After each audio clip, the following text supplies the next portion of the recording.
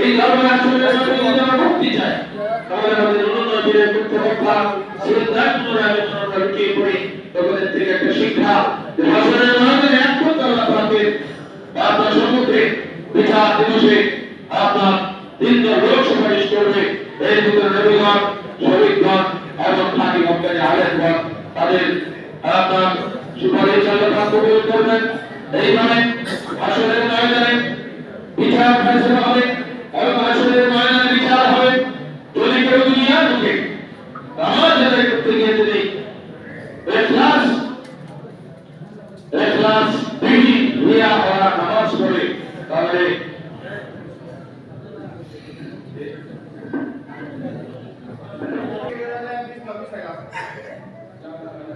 যারা আপনার যেহেতু মসজিদ আপনার বন্ধ হয়ে গেছে এখন যারা পেছনে আছেন তারা আপনার টেন সেন্টে বসে আছেন সেই করে আপনার ব্যবস্থা আছে।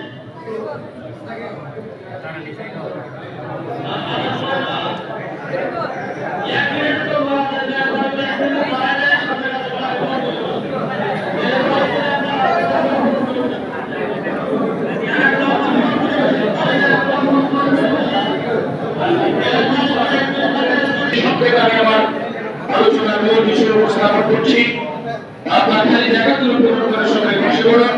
নতুন যারা আজকে আপনাদের জন্য পুরাতন আপনার যে অস্থায়ী যে মসজিদ সেখানে তিনসাফার মসজিদ কিনের ঘরে আপনার বিছানা আছে সেখানে নতুন যারা আছে তারা বসবেন।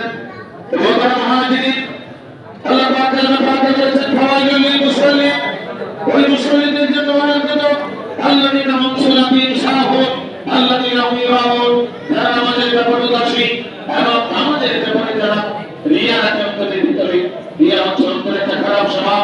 রিয়ার বিপরীত হচ্ছে ইখলাস অর্থাৎ ইখলাস হলো নামাজি যারা না হবে তাদের জন্য ভয় হলো কাজে ইখলাসের মাস্টার করতে হবে রিয়া দূর করার মাস্টার করতে হবে। এবং এই ব্যাপারে আপনার অন্তরের অসস্যভাব 10টা অসস্যভাবের জন্য 4 ভাগ করে এবং শস্যভাবের জন্য 4 ভাগ করে 4 দিয়ে 80 প্রকার মাস্টার যারা গুরুত্বপূর্ণ ফরজ এবং যারা মাস্টার যারা চেষ্টা থাকবে তাদের জন্য কবরে আমরা দুইজন ফেরেশতা দিবেন ওদের আসলে আরে আল্লাহর ওলি বনে উঠবেন আলহামদুলিল্লাহ। আল্লাহ হাদিস যেমন আলোচনা করেছেন শিক্ষা এমন একটা জামান আসবে ইসলাম থাকবে না কোরআনে আসল শিক্ষা থাকবে না সব মসজিদ সমবেত থাকবে পুরো হয়ে যায় সুন্দর। তো মসজিদ যদি দিনের ঘর হয়